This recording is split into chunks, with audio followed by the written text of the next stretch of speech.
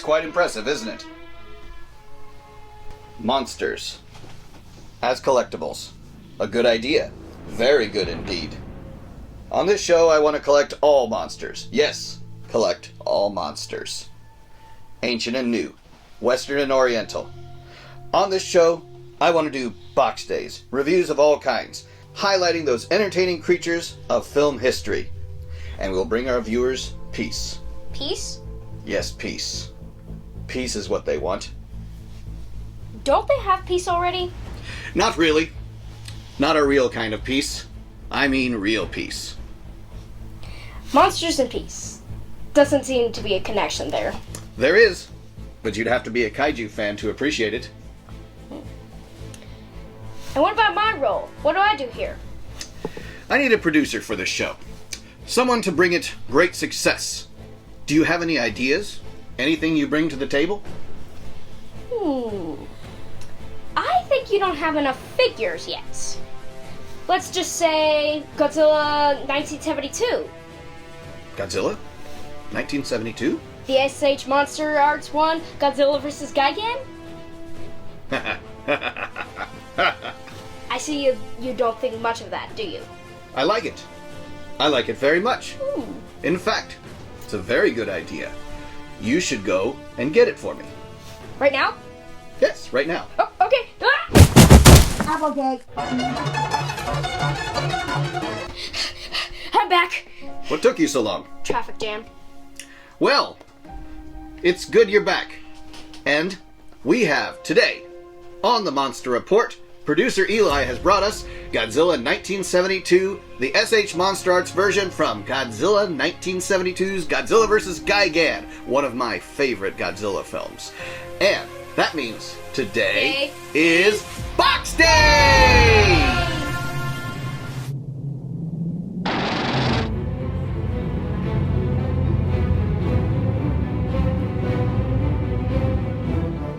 And welcome to Box Day here on the Monster Report. Monster Report's a show highlighting those entertaining creatures of film history. Your host, Nick Adam, and I'm joined by... Ellie Pulley. Welcome to Box Day, Ellie. And are you ready to get into this Godzilla 1972 SH Monsterarts? Yes. We won't waste too much time for you, but of course, before we get into this box and check it out, what do they need to do? Like, subscribe, and comment down below. And follow us on YouTube, X, Facebook, Instagram. That's right, yeah, all of those great social outlets. Of course, Twitter is known as X, so you can find us on that. And this is from Godzilla 1972, Godzilla vs. Gigan. Godzilla vs. Gigan is one of my favorites. It is the very first of the Versus Godzilla movies I've ever seen. My first one was Godzilla 1985. No monsters for him to fight, just humanity, of course. But in the same rental store there in Union City, where I did the Godzilla Alert, they had Godzilla vs. Gigan, Godzilla vs. Mechagodzilla, Rodan, and the Gamera Showa series in the children's section. So this was quite interesting to see because Godzilla is bleeding from his nose because he's getting all kinds of, just smacked in the face by Gigan's claws. He's getting beat up by Ghidra, and he's getting, yes, I did say Ghidra, that's how I pronounce it, and getting beat up by the Godzilla Tower, the lasers from it. And so, yeah, Godzilla takes a beating, and he keeps on charging forward, and so it's obvious looking at the box that we have two heads for Godzilla in this, because that's how usually articulated figures go, where they have interchangeable heads, and obviously they would, and it's a different kind of look to the face like that. Of course, SH Monsterarts, all sculpted by Mr. Yuji Sakai down there. This is an adult collector, so ages 15 up. So apparently, Ellie cannot collect SH Monsterarts because the box says so. I mean, that's what the box says. We have to obey the rules, right? And it's still a cool-looking box because it's got all those tears and things in it. But the box is going away here in just a second because we're going to bust into this and check it out. You remember Godzilla vs. Gigan, right? Yes. Yeah, and that, kind of the silliness of it, the cartoonist, and he is trying to get a job with Children's Land, and he's finding out that these aliens are in control. I mean, it was just kind of bizarre.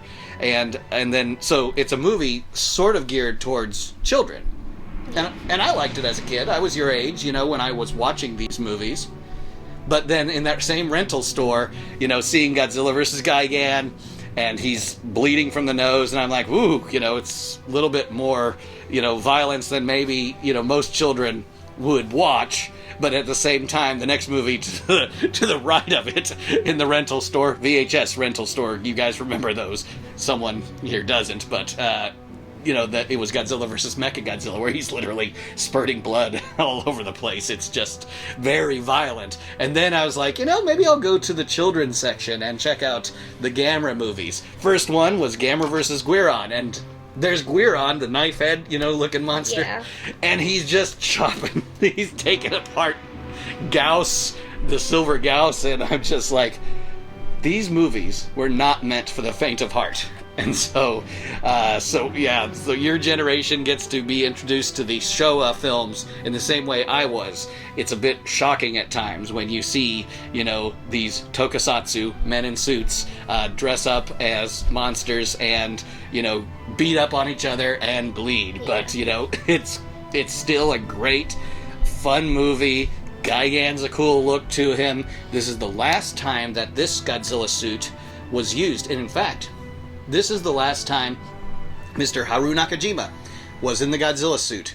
He was in the Godzilla suit from the very beginning, 1954. Really? Yeah, all the way to 1972, and then he retired. He was done with that suit. But he put in... What's that? Must have been hot. Yeah, he lost a lot of weight. Every time he put on that suit, he gain it back, lose it, gain it back, lose it, and he just got beat up, blown up, beat up, and just all kinds of things were happening as he was wearing this suit. But he loved the character of Godzilla, and so having this figure is definitely well worth it. So, you ready to get into this? Yes. All right, we'll be right back. Something funny going on. You better jack. All right, Ellie, there he is out of the box. Very easy to put together, unlike some of the figures that I've had that are articulated, where you have the tail section that was separated. But these are, small figures, 6 inches or so, and, you don't have to put the tail on, but we do have, of course, our removable head. So I went ahead and switched things out from the original head to the one that has the bleedy nose there. And so just to show you kind of a comparison with that.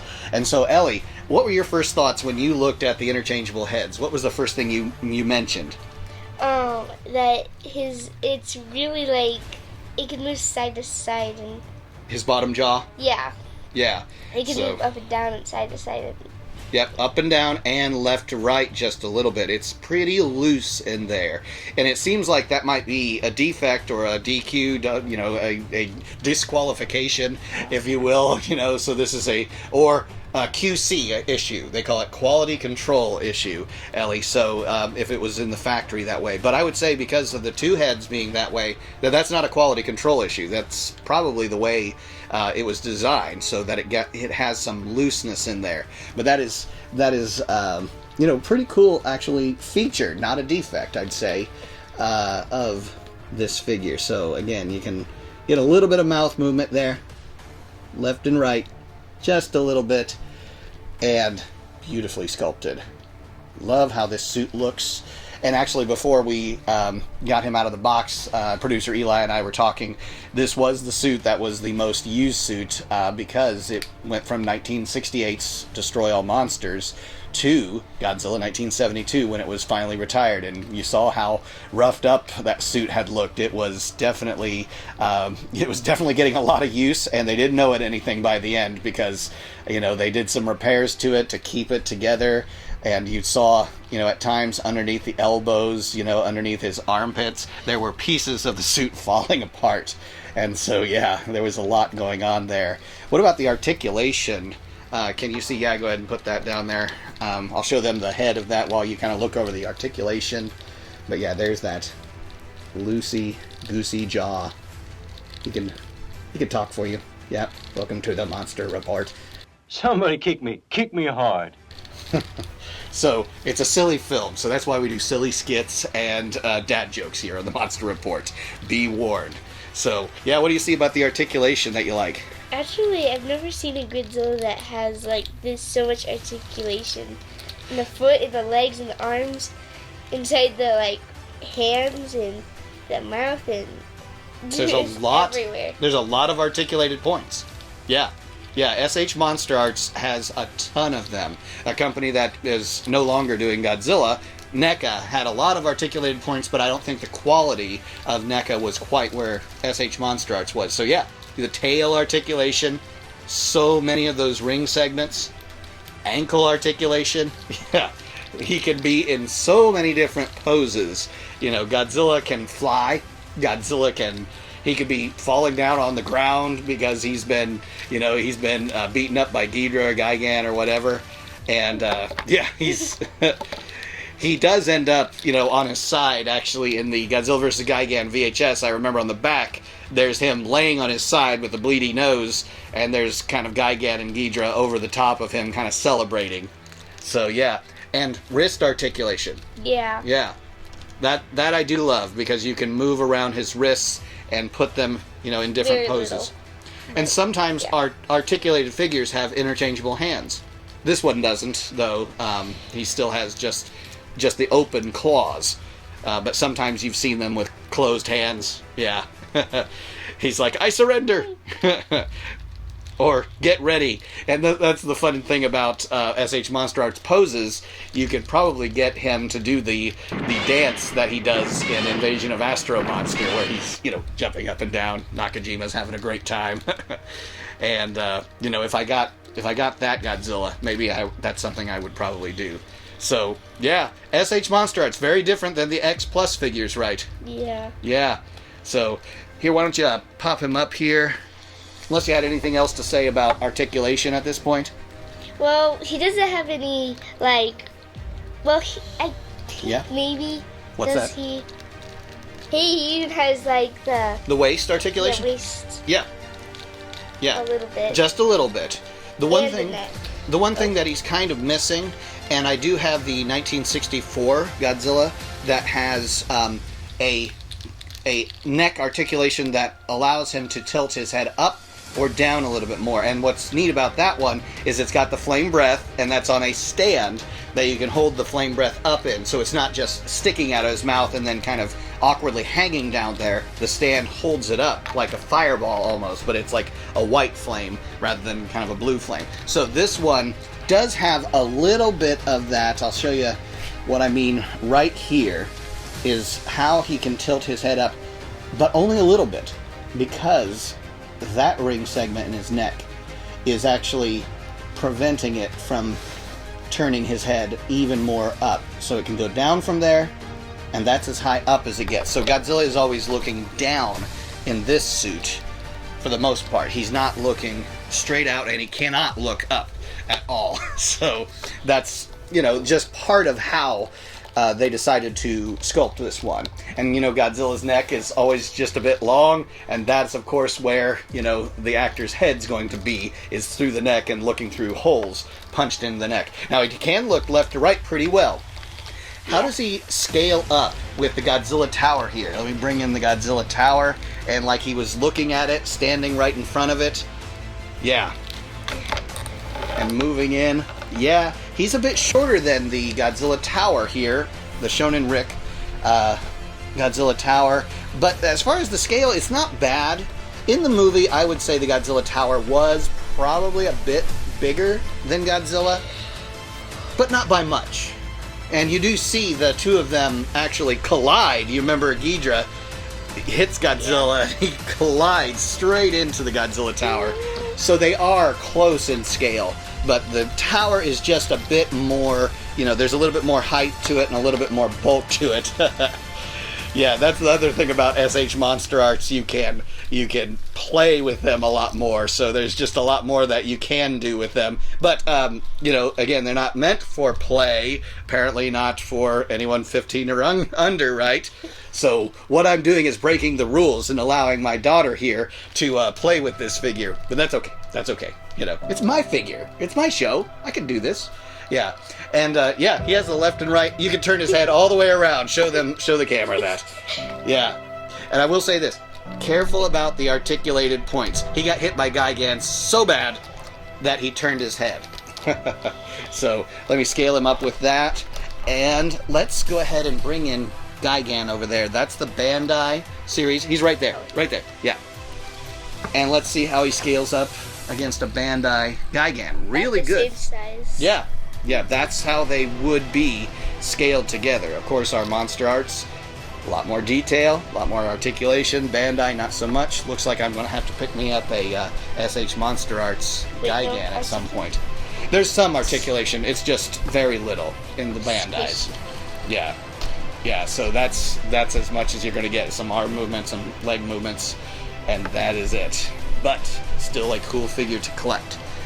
But yeah, he scales up really well with Gigan here, but at the same time, you can't deny that great detail of the sculpt. Getting down to the skin texture, imperfections, everything that we consider perfect because it's screen accurate. They have this, all the way down to, excuse me, the jaw and how that was, created to being an articulated, movable jaw that the Toho creators, the special effects creators, could manipulate. Even the eyes don't seem to look forward as well, which was the way the movie was. That is accurate to the film. Do you want it accurate to the film, or do you want it to be a figure that stands alone apart from the film? That's always kind of the battle, and the kind of struggle I think that's out there. But in the case of, us Godzilla fans, especially us Showa Godzilla fans, we want to see screen accuracy, and we definitely have that here with the SH Monsterarts. Everything down to the way he has his claws. A few of the fingers are closer together than others. So yeah, there's a lot there that just works really well with this figure. So yeah, the paint works well with this because again there is some deviations in lighting here. This Godzilla was largely shot at night, so we have a lot of that going on. We did have a bit of Godzilla on Monster Island there that was shot in sort of a dusk kind of look to it, but more heavily lit. We actually did have a different Godzilla suit. I'll bet you didn't even remember when he was swimming in the ocean with Angulus. And yes, I call him Angulus. That was the water suit that they had. And so when you see him on the film, the face is going to look a lot different. Yeah. So that was a suit that they used just for water. They didn't put this suit in the big pool at Toho Studios. But yeah, this was what was cool about this suit. It got a lot of care and attention, and they didn't throw it in the ocean. Let's go ahead and set Gigan off to the side here. And I'm going to bring in, just for comparison, because this is not exactly the same suit, but close to it, because this is the 1968 Destroy All Monsters X Plus figure. So it is the same suit, but it's not. There were some modifications made by the time 1972 rolled around. So this was the first X Plus that I collected, and I just love it because of that reason. And of course, Destroy All Monsters, fan favorite, can't go wrong there. So obviously there is the minute texture differences, getting all of the textures to a smaller scale, and obviously articulation goes into play here. They light him darker in this because Destroy All Monsters, we did have a lot of scenes that were shot in broad daylight, so that he was being shot at in Tokyo. The battle with Ghidra at the end of it, daylight. And when you have a figure like this, you definitely want to think about paint application in setting it up for how he was shot in the film, which was mostly in night. And I actually like the look of Godzilla vs. Gigan being shot at night. I think it makes the monsters look scarier. Yeah. Yeah. You're not scared of Godzilla though, are you? No, we're not scared of Godzilla. Godzilla -1 maybe? Maybe a little. Shin Godzilla? Scary? Yeah. Not okay. There are some, but not many. But this is the one that just works well for all ages. There might be just a few parts in this movie that you might want to skip if your children are watching with you, which, some of the language and some of the scenes like here where his nose is bleeding there and Gigan's just ripping into him with those claws. But any last thoughts on this Godzilla 1972 SH Monsterarts? Well, the first thing I noticed is all the articulation, but the second thing I really noticed is, like, inside of his mouth it's pink, like in his tongue it's light pink, and also his blood is a little pink too. Yeah. Well, and that's funny because there was a thought early on that if Godzilla ever bled, that he wouldn't bleed green. Oh, sorry, not green. He would bleed maybe green or another color, not red, like us humans. Because he's a monster. He's not, a human, but all of us... Make it kid-friendly. Yeah, and that's why you see largely Gamera, doesn't bleed necessarily in red. There's a lot of violence in Gamera as well, but yeah, they decided, I guess, at some point that Godzilla would have red blood, so, it's just what it is. Yeah, some of the things that they originally thought kind of went out the window as the series progressed, as it went along. But still, a great series. And you did notice that the inside of the mouth, in that version of it, did have a lighter reddish pink, didn't it? But for comparison, the other head, the interior of the mouth, is a lot darker, actually. So I'm not sure why the decision was made to do that. His tongue is in there, but it's a very dark painted color. Even the interior of the mouth there, kind of check that out and see for comparison. Don't you see that? Yeah, it's a lot lighter around the gum line and his tongue.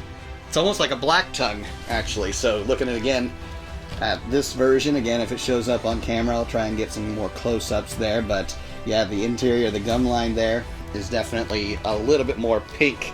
And there's what happens when you play with the SH Monsterarts too much. is the articulation just kind of gives up, and the ball joints, they are not too bad to put back together. I tell you this much, the Godzilla the Hedra SH Monsterarts I have, there's pieces of him that are on little ball joints, and they fall off all the time. They just, and I'm not even like moving it around much, but as soon as you pick it up and move it, pieces of it start falling apart. Again, that's some quality control issues. So, that's just something maybe SH Monsterarts can address, and think about that when it comes to the cost of production and all of this that's going on with figures. But and then articulation sometimes can be a downside, especially when you have largely articulated hips like this, where you have that huge gap in there. You see that? It's just a big gap in the suit in this figure because they wanted to have that much articulation in there. This kind of articulation and even another piece of hip that's in there so that it can go up and down. And that does lend to a lot of mobility, a lot of movement, but at the same time, if you have that kind of setup, you're going to get that kind of a gap. So that's what is the downside to articulation. Any other last thoughts? Well, I have something I'm really picky about of like painting and arts. Like white, when you paint white, sometimes it gets stained a little bit, and there's like the yellow in the white. Oh, so yellow in the eye. There's some yellow in the eye? Yeah. Yeah. And white is a difficult one if you're wanting to keep it absolute white. Do you see that in the other head sculpt there? In the eyes there? Kind of. Kind of. There's some yellowing in there. Yeah. Yeah, that's, again, maybe part of the quality control. Maybe they wanted it in there. I don't recall his eyes looking somewhat yellow in the film.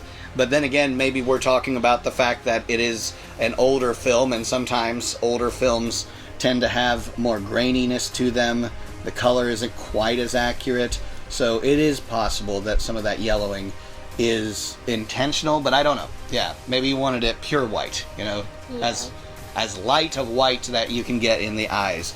But, I do love the outside color of him. I think this color lends itself well, and that color does hide some of the articulation. Not all of it, but if it's a lighter colored figure, you will have that. So, I think he's a great figure. I definitely need to pick up a little bit more monster arts to complete a Godzilla vs. Gigan kind of diorama, because, again, this is one of the favorites. Everyone's kind of got their favorites. Favorite versus film, favorite solo Godzilla film, just overall favorite. The one that's rewatchable. For me, it's Godzilla vs. Megalon. That's the rewatchability, factor. You can just watch that one over and over again, and it's still entertaining.